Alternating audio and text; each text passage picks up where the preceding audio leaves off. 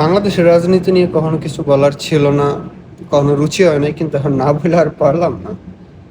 সকালবেলা ঘুম থেকে উঠলাম, মাত্র উঠে দেখলাম যে একজনে পোস্ট শেয়ার করছে যে তারেক যে হচ্ছে প্লেন থেকে লাফ দিছে টাকার বস্তা নিয়ে।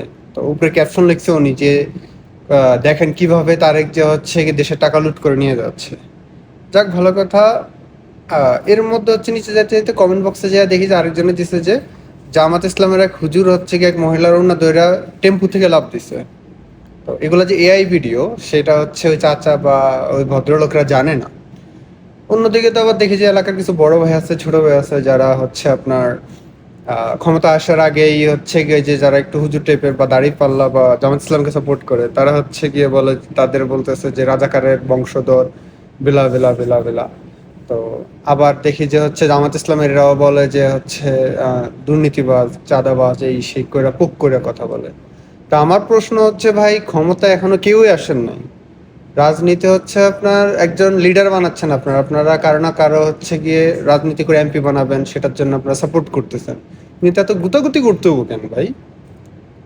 এই রাজনীতিটা হচ্ছে গিয়ে এত বছর পরে নির্বাচনের একটা সুযোগ আসছে, একটা ভোটের সুযোগ আসছে। অনেক পোলাপান আছে জীবনে এখনো ভোটই দেয় নাই, তো তারা ভোট দিবে। এর মধ্যে হচ্ছে এত গুতাগুতি করার কি আছে ভাই? থাকেন না, সুন্দর মতো ভোট দেন না।